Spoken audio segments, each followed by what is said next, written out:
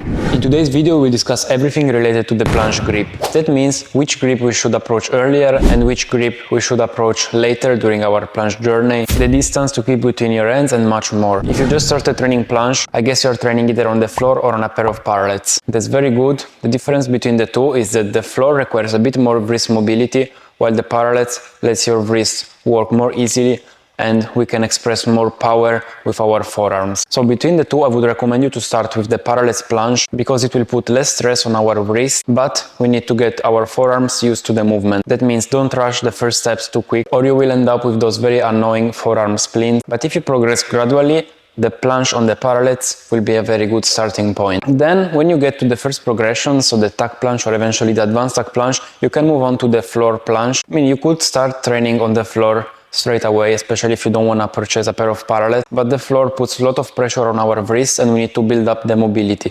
So there are high chances that if you just started calisthenics and you try the planche on the floor, you will feel some pain on the wrist and you will be locked because you will not be able to lean forward because of the wrist and you will probably end up raising your last finger. If that's the case, work on your mobility, but for now approach the planche on the parallels and then move on to the ground. There are 3 more planche grips that we will discuss later on during the video, but for now I want to talk about the distance to keep between each arm. When you're doing a planche, you want to have your hands placed at least at a shoulder width. So this varies for everyone. If you're doing the planche on the floor, this can be, for example, my shoulder width, but yours can be smaller or wider. Of course, depends on your body. That means that if I'm using a pair of parallels and I set up them on the floor to my shoulder width, this will be my distance. But someone else that maybe has a shorter distance between the shoulders may find this width very wide and, for example, he will have to close a bit. So always make sure to set up the parallel for your needs. If you're training with friends, take the parallels and choose the grip which you want to use. Personally, I prefer to keep the parallels a bit wider than the shoulders because I feel like that's the grip that let me express more power. So instead of keeping a shoulder width, I go a bit farther. To have a reference,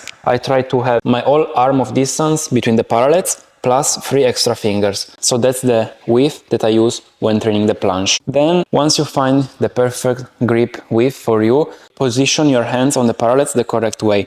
That means not to let your wrist fall inside the parallel or you will not be able to express power and you will only get a wrist injury. Also don't do the opposite mistake, so keeping the wrist outside of the parallels, make sure to be exactly on top of the parallels. That means wrist and elbow and shoulder aligned. Keep this setup, make sure to rotate a bit your biceps externally and you are ready to go. Of course, the same applies on the floor, so try to keep a distance of at least your shoulder width between each hand, eventually a bit wider, especially on the floor. That's what I prefer to do, but everyone is different. Maybe you will prefer to do it a bit closer than me. So once again, choose your width, then place your hands at a 45 degrees angle, so not too external, not too internal.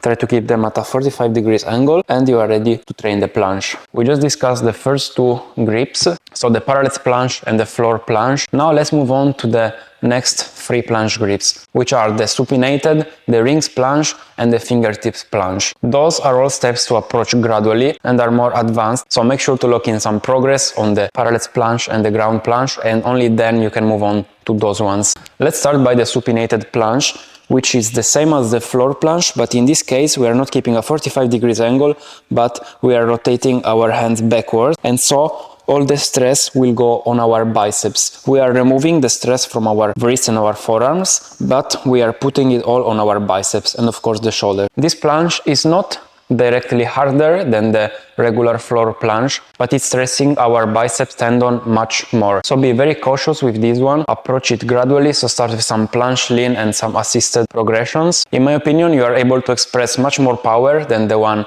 on the floor. Because of the hands positioning, our biceps are in a more comfortable position to express power, but at the same time they are under much more stress, so be very cautious. This is a good exercise that introduces you to the planche on the rings. Planche on the rings is much harder than all the progressions that we just saw because it requires some strong biceps, strong shoulders and also a lot of stabilization. That's the main difference between the supinated planche on the floor and the rings planche. Get yourself comfortable with some support holds on the ring and build up the stabilization gradually. Only then, if you have a bit of conditioning on the supinated planche on the floor, you can approach the rings. Once again, it will be probably much harder, but in my opinion that's the peak expression of power when we are talking about the planche. If you ever wondered why gymnasts have such big arms, so biceps and shoulder, that's the planche on the rings. Of course also the Maltese and all the other dynamic movements, but the planche on the rings work on so many muscles that you can't even imagine. Now let's go back on the floor and let's talk about the last planche grip variation for today, which is the fingertip planche. So the fingertip planche looks very impressive from outside, but you will be surprised now to discover that it can be actually easier than the regular planche. Maybe not easier than the parallel planche, but in my opinion easier than the floor planche. The only problem with fingertips planche is that our fingers will hurt like crazy when we start approaching this skill. The fingertips are one of the most sensitive parts of our body. That means that we will feel much more pain on our fingers than the stress that we are actually putting on them. The first few holds that you will do on your fingertips, even if we are talking about a simple plank or a planche lean, you will feel them hurting so bad, but that doesn't mean that they're not ready yet for those movements. That just means that your body has to adapt to this type of pain. I'm not telling you to go and try straight away your max planche hold on the fingertips just yet, but that means that we have to gradually adapt to the pain, and once our brain gets used to this type of pain, we will eventually remove it and we will be ready to train the planche on the fingertips. So that's one of the progressions where I can progress faster. So if I stop training the planche on the fingertips and I start training it again, I can get used to it in eventually like 2 or 3 weeks. And you heard it correctly, it can be easier than the planche on the ground, because with planche, the longer our arms, the easier the hold will be. So if we take two athletes with the same exact body proportions, except for the athlete A with an arm length of 50 centimeters, random number, and the athlete B with an arm length of 60 centimeters, the athlete B with 10 more centimeters of arm length will find the planche easier compared to the other one, just because of this extra arm length. For the same exact reason, when we do the planche on the fingertip, we are basically making our arms longer, and the planche hold should be easier. If not that, we will feel more pain due to the fingertips, and we have to adapt to this. Then we can do many different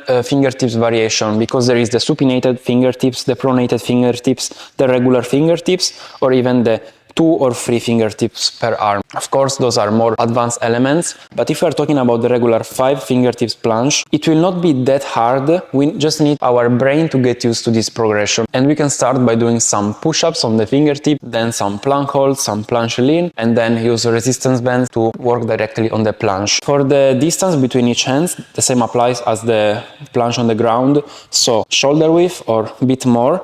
And from here, we just want to go on the fingertip. We are not changing anything else. That's the setup that we will use for the planche on the finger. Out of all of them, in my opinion, the rings planche is the most impressive, but to someone looking from outside, the fingertips one can look even harder, because of course the fingers are small and they can look like they will break at any moment. But with a good training method, you can definitely achieve it. And there are skills that are much more difficult, but they can look easier from outside. Guys, I hope this video was useful and that you got some understanding of all the planche grips that we can use and what's better to start with and what we will do after some time training the planche. If you have any topic for the next videos, feel free to leave them down below. Make sure to leave a like to this video because it will help the algorithm, and also I would really appreciate a follow here on YouTube. The channel is slowly growing and I'm trying to expand to more and more calisthenics athletes. As always, keep training and see you in the next video.